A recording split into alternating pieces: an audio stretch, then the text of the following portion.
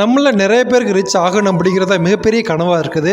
காஸ்ட்லியான கார், லக்ஸுரியான வீடு வாங்கணும், அதே மாதிரி முழுக்க ட்ராவல் பண்ணணும்னு ஆசைப்பட்றோம். ஆனால் ரியாலிட்டி எப்படி இருக்குதுன்னு யோசிச்சு பாருங்கள். நம்ம ரிச் ஆகணும் அப்படின்னு தான் நினைக்கிறோம், ஆனால் நம்மளால் அது முடியலை. நம்ம நிலைமை தலைகீழாக இருக்குது. நம்ம பெரிய அளவில் க்ரோத் ஆகாமல் இருக்கிறதுக்கான காரணம் என்னன்னு தெரிஞ்சுக்கிட்டா தான் நம்மளால் அதுக்காக ஒர்க் அவுட் பண்ண முடியும். நம்ம நிலை உயராமல் இருக்கிறதுக்கும் நம்ம ரிச் ஆகாமல் இருக்கிறதுக்குமான 9 மிக முக்கியமான காரணங்கள் என்னன்னு தான் இந்த வீடியோவில் நம்ம பார்க்க போகிறோம். Number 1, you spend too much money. நம்ம ஏற்றுக்கிட்டாலும் இல்லைன்றாலும் நம்ம அதிகமாக செலவு பண்ணிக்கிட்டு தான் இருக்கோம் அப்படிங்கிறது தான் உண்மை. சரி, தேவையற்ற செலவில் தான் குறைக்க மாட்டோம், வருமானத்தையோட அளவையாவது அதிகப்படுத்துகிறோமான்னு அப்படின்னு கேட்டால் அதுவுமே ஒரு மிகப்பெரிய கேள்விக்குறி தான். நம்ம அதிக பணம் சம்பாதிக்க முடியாததுக்கு நம்ம நிறைய காரணங்கள் சொல்லலாம். நம்ம சூழ்நிலை கூட காரணமாக இருக்கலாம். ஆனால் அதுக்காக நம்ம ஏதாவது மிகப்பெரிய முயற்சி எடுத்திருக்கோமா அப்படின்னு முதல்ல யோசிச்சு பாருங்கள். நம்ம வருமானத்தோட அளவு குறைவாகவே இருந்தால் நம்ம அதிக பணம் சம்பாதிச்சு பெரிய ஆளாக வர முடியும். நம்ம இலக்கு இல்லைன்னா நம்ம எப்படி வழி மாறி போயிடுவோமோ அதே மாதிரி நம்ம பணம் எதுக்காக அதிக செலவு வழியுது அப்படின்னு சொல்லி பாருங்கள்.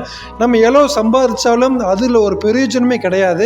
உங்களோட தினசரி செலவுகள் எது தேவை எது தேவையில்லாத அப்படின்னு கண்டுபிடிங்க. அதுக்கப்புறம் உங்களோட தேவையற்ற செலவுகளை கொஞ்சம் கொஞ்சமாக அவாய்ட் பண்ணிவிடுங்க. இது மூலிமா நீங்கள் உங்களுக்கு நிறைய பணம் மிச்சமாகுது. அதே மாதிரி நீங்கள் வாங்கிக்கிறக்கூடிய கடன்களை சீக்கிரமாக செட்டில் பண்ணுங்கள். கடன்களை அடைச்சிட்டு அதுக்கப்புறம் இருக்கக்கூடிய பணத்தை சேவிங்ஸ்க்காக ஒதுக்கி வைக்கலாம்.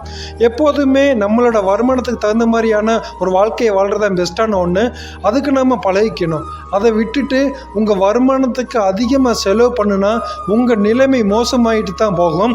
இப்படி அளவில்லாமல் செலவு பண்ண நிச்சயம் பணத்தை சேவ் பண்ணுறது ரொம்பவே கஷ்டம். அதே மாதிரி கடன் வாங்கி எந்த பொருளையும் வாங்காதீங்க. நீங்கள் வாங்க நினைக்கக்கூடிய பொருளுக்கு தேவையான பணத்தை முதல்லையே சேவ் பண்ணி வச்சுக்கிறது ரொம்பவே நல்லது.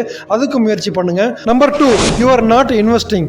நம்ம பணத்தை பெருகிறதுக்கான எஃபெக்டிவான வே இன்வெஸ்ட் பண்ணுறது தான். நம்ம வருமானத்தை அதிகப்படுத்தக்கூடிய வேலையை முதல்ல செய்யணும், அப்புறம் அதை இன்வெஸ்ட் பண்ணணும். அப்போ தான் நம்மளால் பணக்காரராக மாற முடியும். ரிச் பீப்புள் அவங்களோட வருமானத்தில் 20% பணத்தை இன்வெஸ்ட்மெண்ட்டுக்காக மட்டுமே செலவு பண்ணுறாங்க அப்படின்னு மாதிரி சொல்கிறாங்க. அதனால தான் அவங்க சீக்கிரமே நிறைய பணம் சம்பாதிக்கிறாங்க. நம்ம 20% இன்வெஸ்ட் பண்ண முடியலைன்னா கூட அதை விட குறைவாக கூட இன்வெஸ்ட் பண்ணலாம். நம்மக்கிட்ட இருக்கக்கூடிய பணத்தை கொஞ்சம் கொஞ்சமாக சேவ் பண்ணி அதை இன்வெஸ்ட் பண்ணி வச்சுக்கிறோமா அப்படிங்கிறது ரொம்ப ரொம்ப முக்கியமானது. நம்மளோட தேவைகளையும் நம்மளால் ஈஸியாக பூர்த்தி பண்ணிக்க முடியும். நம்ம பணத்தை இன்வெஸ்ட்மெண்ட்டை தவிர வேறு எந்த வகைகளையும் அதிகமாக பெருக்கவே முடியாது. உங்களோட மாத கடைசியில் ஒரு பகுதி பணத்தை இன்வெஸ்ட்மெண்ட்டுக்குன்னு ஒதுக்கி வைங்க.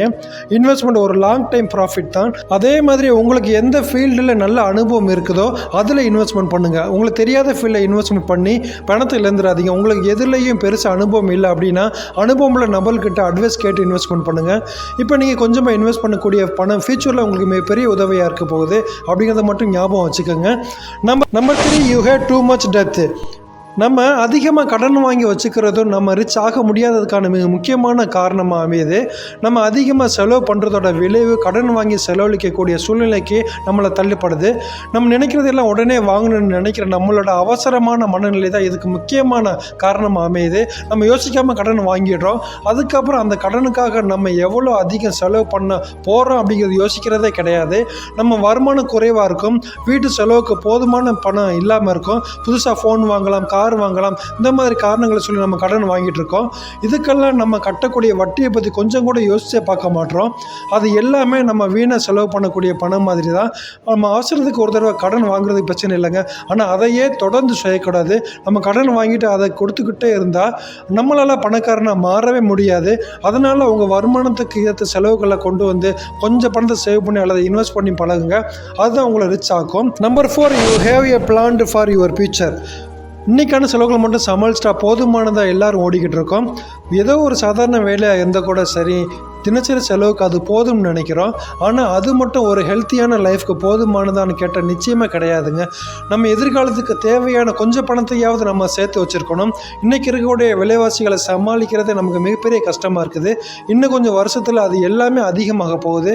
அப்போ அதை சமாளிக்கிற மாதிரியான நல்ல சம்பளத்தோட வேலையும் நல்ல குறிப்பிட்ட சேவிங்ஸும் கண்டிப்பாக தேவைப்படுது.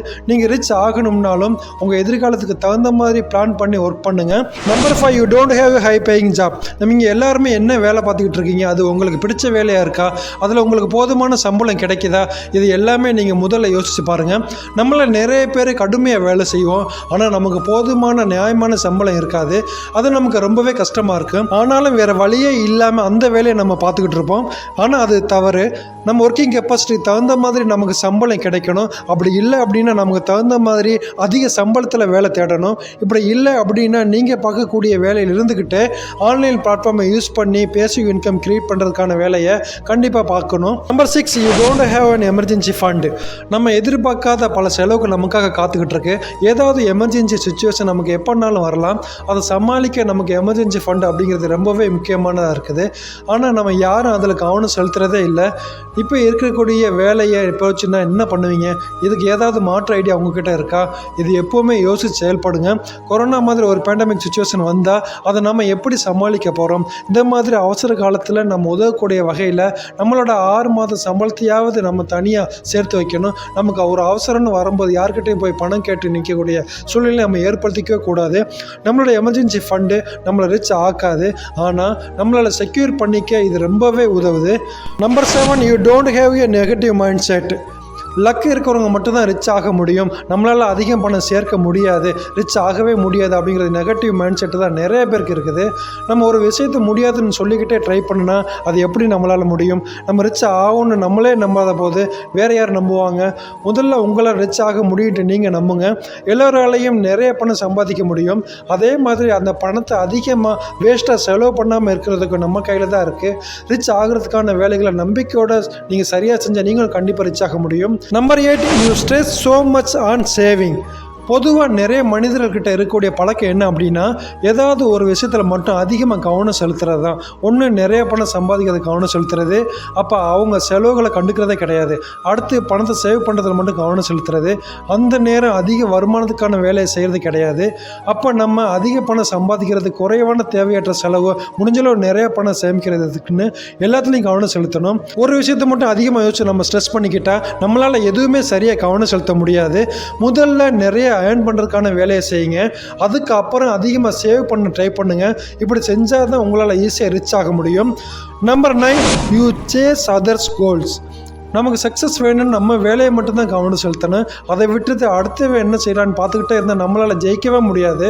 பெரும்பாலும் நம்ம எவ்வளோ சம்பாதிக்கிறோம், எவ்வளோ சேவ் பண்ணுறோம், எவ்வளோ இன்வெஸ்ட்மெண்ட் பண்ணுறோம் அப்படி யோசிக்கிறதே கிடையாது. அடுத்தவன் என்ன பண்ணுறான், அவங்ககிட்ட எவ்வளோ பணம் இருக்குது, இன்னும் கொஞ்சம் நல்லா ரிச் ஆகிடும் அப்படின்னு அடுத்தவங்களோட கோலை தான் நம்ம சேஸ் பண்ணிக்கிட்டே இருக்கோம். இது நம்ம ரிச் ஆகாததுக்கான மிக முக்கியமான காரணமாக அமையுது. நம்ம ஃபினான்ஷியல் பற்றி படித்து நிறைய சம்பாதிச்சு பணத்தை பெருக்கிறதுக்கான வேலை செஞ்சோம் அப்படின்னா நம்ம ஈஸியாக ரிச் ஆகிடலாம். ஓகே கைஸ், இந்த வீடியோ பயனுள்ளதாக இருந்தால் நம்ம சேனலை மறக்காமல் சப்ஸ்கிரைப் பண்ணிவிடுங்க. மீண்டும் இதே போல் ஒரு நல்ல வீடியோவில் சந்திப்போம்.